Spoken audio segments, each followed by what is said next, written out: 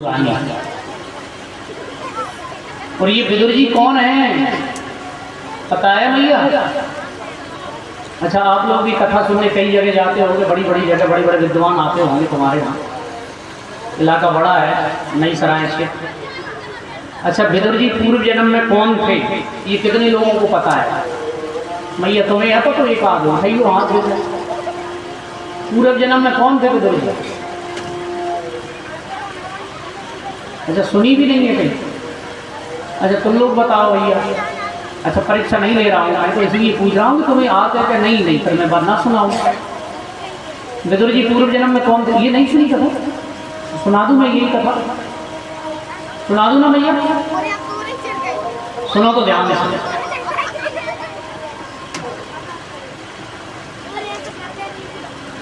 किसी नगर में एक राजा रहता था। एक दिन राजा के खजाने में चोरों ने डाका डाल दिया। ध्यान से सुनना। और वो चोर राजा का धन चुरा करके भागे। राजा के सैनिकों ने देखा तो पीछे पीछे राजा के सैनिक धन छुड़ाने के लिए दौड़े। चलते चलते जंगल में जाकर के उन चोरों ने देखा कि अब राजा के दूत हमें पकड़ लेंगे और जीवन भर जेल में जाना पड़ेगा, फांसी मिलेगी। तो चोर तो बड़े बदमाश होते हैं, डाकू तो बड़े बहाना जानते हैं। जंगल में एक ऋषि का आश्रम पड़ा। कौन से ऋषि थे वो? उनका नाम था ऋषि मांडव्य। क्या नाम था उनका? ऋषि मांडव्य। बड़े तपस्वी संत थे। ये बहुत नई कथा सुना रहा हूं आपको, भागवत को कभी किसी ने नहीं सुनाई होगी। ऋषि मांडव्य के आश्रम में चोर पहुंचे और ऋषि मांडव्य से बोले, महाराज ये जो पीछे आ रहे हैं ना सैनिकों के रूप में, ये चोर हैं। और बोले, हम चोरों के रूप में, हम राजा के सैनिक हैं, व्यापारी हैं, और हमारा धन वो चुरा ले जाएंगे, इसलिए आप अपने आश्रम में रख लो। अब देखिए, संत का हृदय तो सरल होता है, वो नहीं समझे कि ये दांत में झूठ बोल रहे हैं। संत ने कहा, ठीक है, ये चोरी का सामान मेरे आश्रम में रख लो, कुटिया में।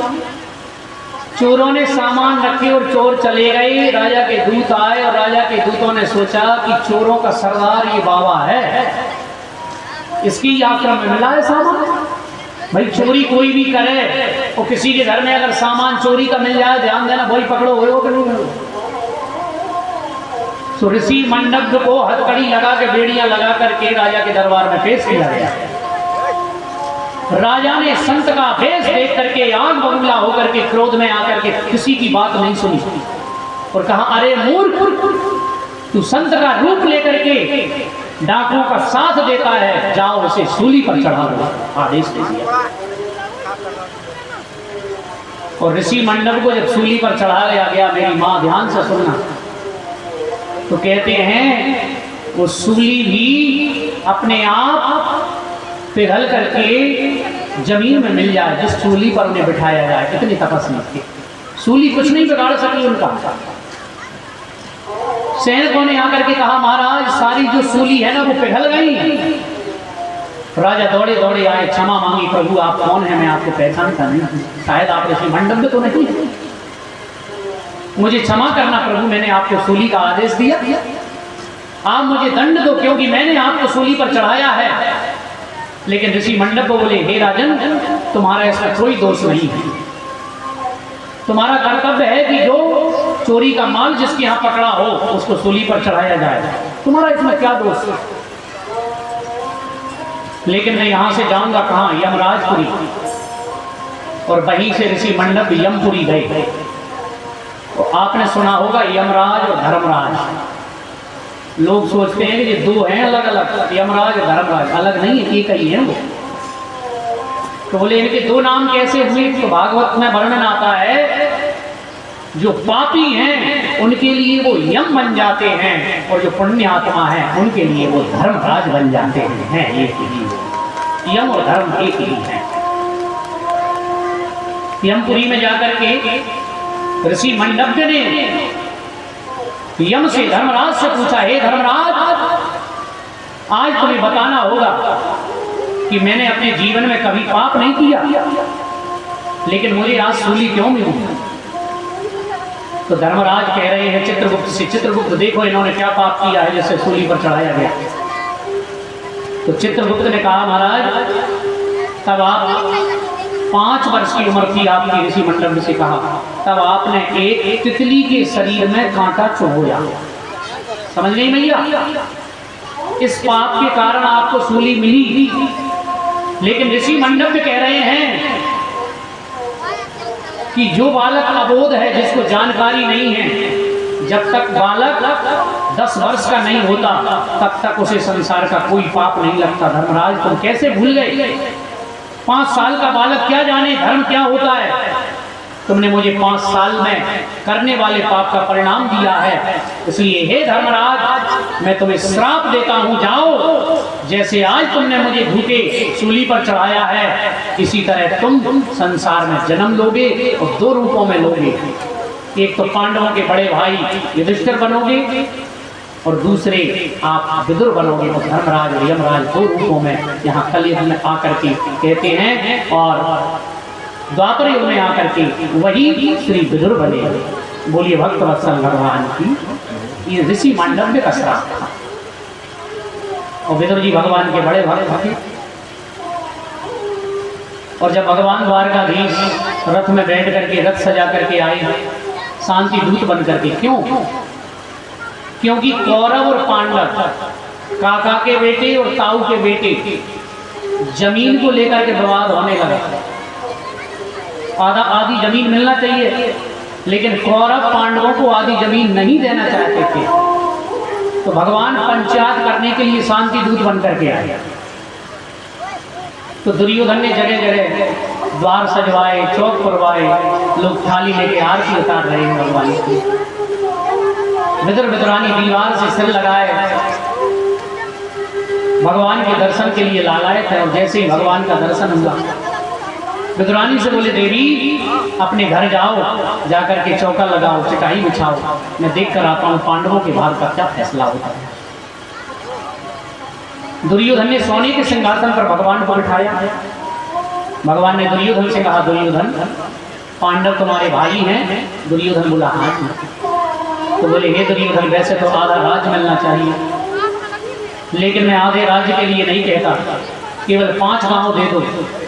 लेकिन दुर्योधन कहने लगा, अरे ग्वारी गवार, मैं पहले ही जानता था तू पक्ष करेगा तो केवल पांडवों की करेगा। भगवान को गाली देने लगा दुर्योधन। वो कहने लगा सुई की नौक के बराबर जमीन में मैं बिना युद्ध के नहीं दूंगा। भगवान ने समझाया लेकिन नहीं माना। फिर क्षमा मांगने लगा, प्रभु मैंने ना जाने क्या क्या आपसे बोल दिया, आप तो मेरे घर चलो पहले भोजन पाओ। मेरी माता ने 56 प्रकार के व्यंजन बनाए हैं। लेकिन भगवान कहने लगे आज तो हम भोजन कर ही नहीं सकते। बोले क्यों? बोले भोजन 2 परिस्थिति में किया जाता है दुर्योधन, या तो भोजन कराने वाले के मन में श्रद्धा हो या भोजन करने वाले के पेट में भूख हो। तुम्हारे मन में श्रद्धा नहीं, मेरे पेट में भूख नहीं, मैं भोजन तो नहीं कर सकता। तो आज तो मैं वैसे भी भोजन नहीं कर सकता। क्यों? क्योंकि आज विदुर जी के घर मेरा निमंत्रण है। अच्छा विदुर जी भाई नीचे बैठे थे तो विदुर जी ने इशारा किया, महाराज हमने कब न्योता किया है? भगवान बोले चुप रहो, हम लोग कह रहे हैं। अब विदुर जी तो नेत्रों से आंसू झरने लगी, प्रभु मैं तो 5 दिन से भूखा हूँ, मेरे घर में अन्न का दाना नहीं है, मैं आपको क्या खिलाऊंगा? कौन कहता है भगवान आते नहीं हैं?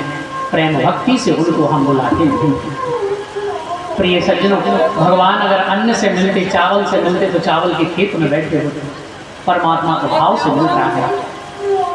भगवान तो स्वयं कहते हैं भाव बिन कुछ भी जो देवे मैं कभी लेता नहीं, और भाव से एक फूल भी दे तो मुझे स्वीकार है।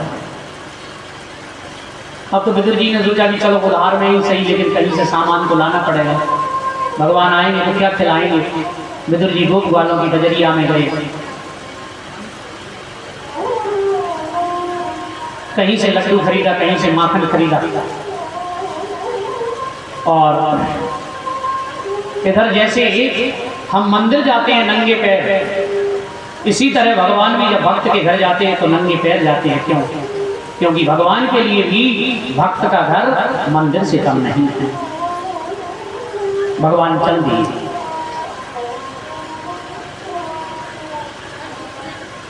और भगवान जब दरवाजे पर पहुंचे, सांकल खटखटाई, देवी सुनती हो? उस समय विदुरानी थी घर में। देखिए विदुरानी पढ़ी लिखी नहीं है मैया, आप लोग बहुत ध्यान से सुनिए कथा। और भगवान के लिए प्राप्त करने के लिए पढ़ाई लिखाई की जरूरत नहीं है। भगवान ये नहीं देखते कि गोरे हैं कि काले आप। भगवान ये नहीं देखते साड़ी कितनी महंगी पहनी है। भगवान ये नहीं देखते आपने सोना पहना है कि चांदी पहनी है। भगवान तो आपके मन को देखता है, आपके भाव को देखता है। निर्मल मन जब सो मोहि पावा, मोहि कपट छल छिद्र न पावा। विदुरानी ने सुना कि भगवान आए हैं, आकर के दरवाजा खोल दिया। गीले कपड़ों में ही, कपड़े भी नहीं बदले।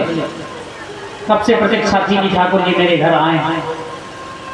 भीतर ले गई, उल्टे पट्टी पर बिछा दिया। पटा भी महाराज ऐसा था कि टूटा हुआ था। उल्टे पट्टी पर बिठाया भगवान को। भगवान बैठ गए, पेट पे हाथ फेर के कहने लगे, काकी जी बड़ी जोर से भूख लगी, कछु खावे तो आई हो तो ला दो। दौड़ी दौड़ी गई बिदारी विदुरानी। किचन में जाकर के देखा मेरी माँ एक एक डब्बा देख लिया, लेकिन एक दाना भी चावल का नहीं था, एक मुट्ठी आटा नहीं था घर में। कई दिनों से भूखी थी। रोने लगी विदुरानी में, प्रभु मेरे घर में आज भोजन होता तो मैं जरूर खिलाती, आप मेरे घर आए हैं। लेकिन प्रिय सज्जनों, मेरी माताओं, भगवान तो घट घट की जानने वाले हैं। ऐसा क्या है जो भगवान नहीं जानते? ठाकुर जी समझ गए कि मेरी जो काकी है संकोच में है, कह नहीं सकती, घर में कुछ है नहीं अन्य का। भगवान बुलाने लगे, काकी जी ज्यादा भूख नहीं लगी है, बस थोड़ा बहुत खाएंगे। लाला मैं फल तोड़ लाऊं, जंगल में बहुत फल हैं। भगवान ने कहा हाँ हाँ फल से काम चल जाएगा, तब तक काका जी आते होंगे। प्रेम से दौड़ी दौड़ी गई, भगवान ने मेरी लाज बचा ली।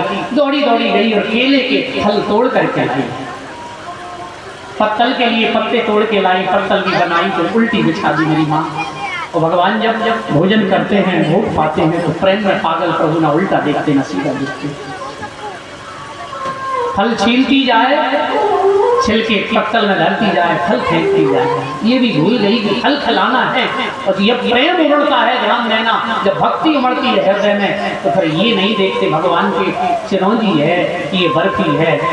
कितनी भी बर्फियां लाओ भगवान के सामने, जब तक हृदय में भाव नहीं है, भाव बिन कुछ भी जो देवे मैं कभी देता नहीं। भगवान एक छिलका पाया, दो छिलके, तो कई छिलके पाइए प्रभु ने। पूछती भी जाए, भगवान अच्छा लग रहा है ना? तो ठाकुर जी क्या कह रहे हैं मान रखने के लिए? तो काकी जी तीनों लोगों में ऐसा स्वाद मुझे कहीं नहीं आया जो स्वाद तुम्हारे यहाँ आया है। देवता आकाश मार्ग में कहते हैं, हे विदुरानी तुमने ऐसा कौन सा पुण्य किया है? तीनों लोगों का नाथ जिसके सामने ब्रह्मा विष्णु महेश थर थर कांपते हैं, वो आज तुम्हारे यहाँ बैठकर केले के छिलके पा रहा है। धन्य है तुम्हारी जो माया, धन्य है। मेरी माँ, प्रिय सज्जनों, ये कोई मैं कहानी नहीं सुना रहा हूँ, ये भगवान की सच्ची कथा है। ठाकुर जी तो प्रेम के बस में हैं, भाव के बस में हैं। इसलिए ज़्यादा से ज़्यादा रूखा सूखा जो बनाओ, हमारे घर ठाकुर जी हैं तो थाली में सजा दो, प्रेम से भगवान को दो। अब विदुर जी आए। विदुर जी ने कहा, अरे गाड़ी की दौड़ी दौड़ी आई, काय हल्ला मचा रहे हो? बोले आज तो क्या बताऊं, बड़े बड़े वीरों के बीच में भगवान कहने लगे आज तो हम विदुर जी के घर का भोजन करेंगे, तो ले मैं माखन मिश्री लाया। और ठाकुर जी झूठ नहीं बोलते, जरूर आएंगे। इस गरीब की झोंपड़ी में आज भगवान के चरण पड़ेंगे। तू जाकर के चौका लगा, गाय के गोबर से ली चिटाई बिछा, मैं दरवाजे पर खड़ा हूँ उनका आवाहन करने के लिए। विदुरानी बोली, अरे तुम तो बड़े पागल हो, अरे आने वाले हैं कि आए हुए 1 घंटा हो गया। विदुर जी बोले, तुमने कुछ व्यवस्था करी? बोले चलो मेरी व्यवस्था।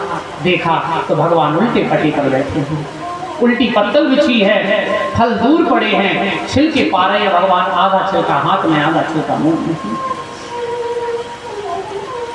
ठाकुर जी छिलके पा रहे हैं। अब तो विदुर जी ज्ञान के द्वारा कहते हैं, अरे दारी की मैं पहले ही कहता था, तो पढ़ी लिखी नहीं, तो तूने आज कितनी बड़ी गड़बड़ी कर दी क्या? बोले देख भगवान उल्टे पट्टी पर बैठे। उल्टी पत्तल और फल दूर पड़े हरी ने छिलके खिला दिए। विदुरानी को होश आया, रोने लगी, प्रभु मैं तो पढ़ी लिखी नहीं हूं, आप तो पढ़े लिखे थे। तो भगवान कह रहे हैं विदुर जी बुरा मत मानना, जीवन में जब भक्त का प्रेम उमड़ता है, भक्ति उमड़ती है, तो हे विदुर जी मैं तो ये भी भूल जाता हूं कि मैं भगवान हूं।